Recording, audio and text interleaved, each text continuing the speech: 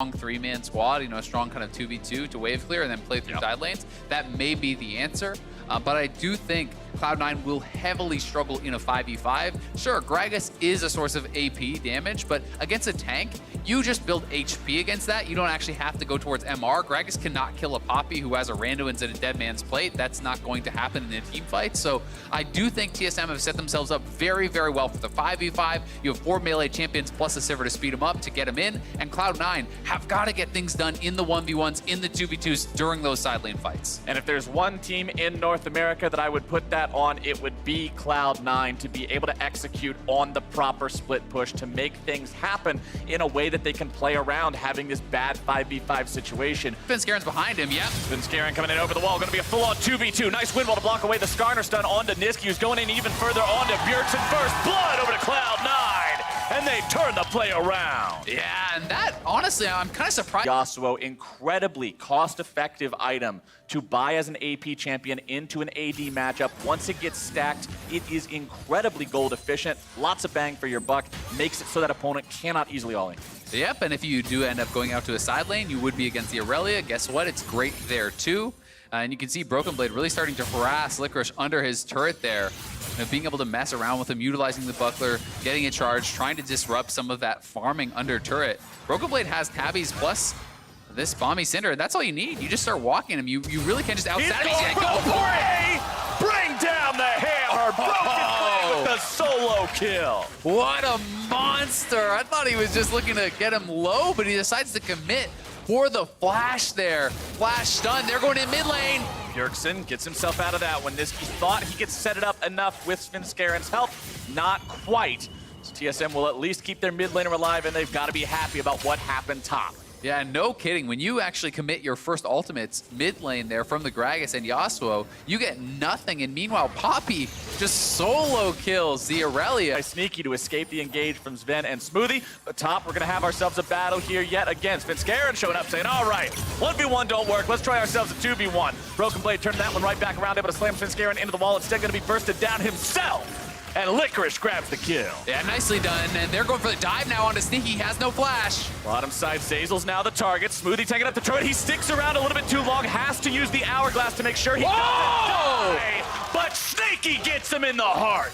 Sneaky with the snipe there. They trade kills in the 3v2 dive. That is honestly very well played here by the C9 bottom lane. Gonna be feeling pretty happy about that one and getting that kill on the top side. Really good patience from Svenskaren to wait out the heroic presence. They're now trying to go for this Rift Herald. 3 members up here, but there is a TP coming in. Broken Blade has arrived. We're not done yet. Bjergsen trying to take this fight a little bit further. Niski and Svenskaren both at half HP. It's a numbers advantage for Cloud9. They'll look to turn things back around, but Niski's going to be exploding. Bjergsen gets himself away, but Sneaky's made his way into the fight. Greg now looking to find the stun, able to grab one down. Now Svenskaren having to get himself away, can't do it. And TSM will grab 3, make it 4. Smoothie's going fishing. He reeled in a big one, and Licorice is taking a watery grave as TSM will get the fight and get the objective. Cloud9 trying to take that Rift Herald, not able to finish it off though before TSM arrives, and then TSM at this point is still going to be very happy in that 1v1 against Licorice. Let's see this play out. Speaking of 1v1s against Licorice, Bjergsen finds himself in a losing end of one, but Greg has made his way into the fight now, going to be providing some backup, dragging his opponent around the corner so there's no escape, and that's going to turn it around for TSM. Yeah, Licorice was winning that 1v1 against Bjergsen there, was doing a very good job, but Greg shows up, they get the easy kill, and no one is answering Broken Blade. So Broken Blade, with the sheen from the Iceborne, is going to be working away at this turret pretty quickly. It does really speed up that turret take for him. Poppy not normally very good at doing this, but not too hard when you have the Iceborne this early on, and now Wave's going to be pushed in bot side, they lose a turret top side, TSM winning across the map.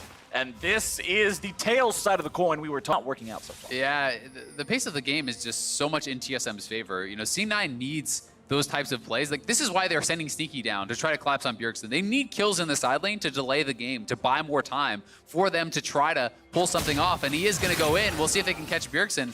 Nope. Not going to happen. So, C9 it's up to them to try to make these things happen because TSM has an uncontestable team fight. They are on the bear, and And now, this is what I was talking about earlier, C9 forced to come over here, and TSM can just turn and fight. You don't have to 50-50 this. 2 TPs coming in now as TSM will decide to go after the fight. Broken Blade, he's able to find the knockback on the enemy support. Now the fight's going to be breaking out. Niski into the back line, going to be suppressed, dragged backwards. Broken Blade's going to be killed off first. Cloud9's able to find themselves a fight. It's 2-0. They're looking to make it even more. Bjergsen's able to find himself a triple kill over to Bjerg.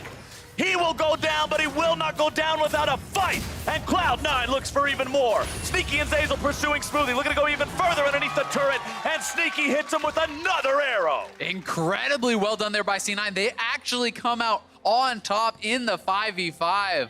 Such good job actually utilizing the wind wall as well as the unbreakable from Braum to deny a lot of the damage coming through from Sivir. And let's watch this one more time. So in comes the Aurelia. I feel like TSM could have just kind of backed off and tried to hark him into the side. They look for the Poppy ult. They do knock out the Braum immediately, and then they turn onto Licorice here, but Svenskeren ultimate hits 3 into the back line.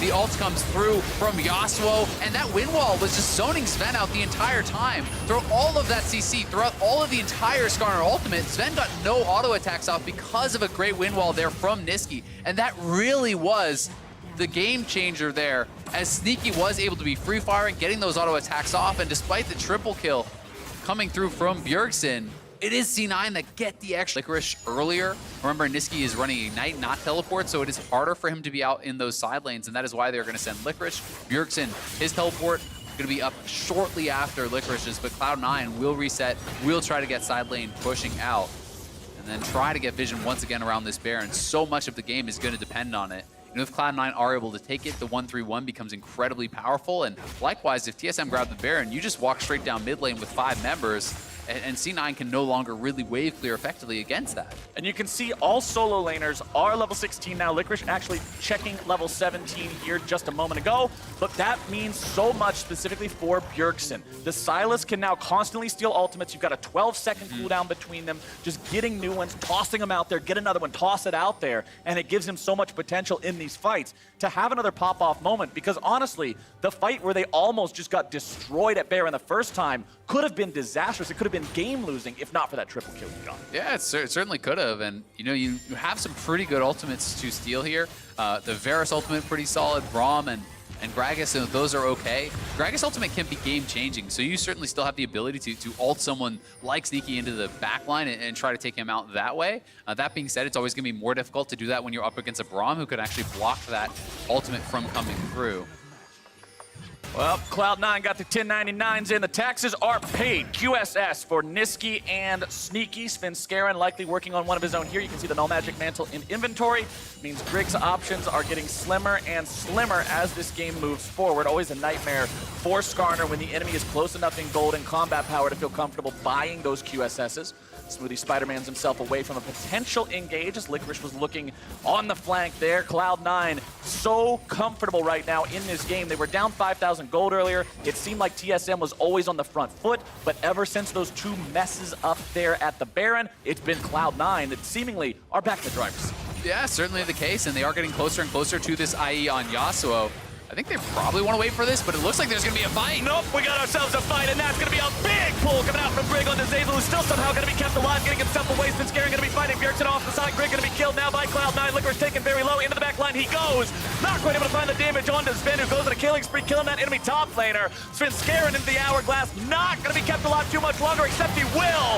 It's a kill for Broken Blade onto Zeyzal. TSM's got a quadra.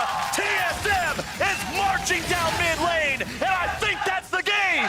That should be it. TSM, the quadra kill onto Sven. They can close this one out. The respawn timer's far too long, it looks like, on C9. 415 CS Sivir win condition.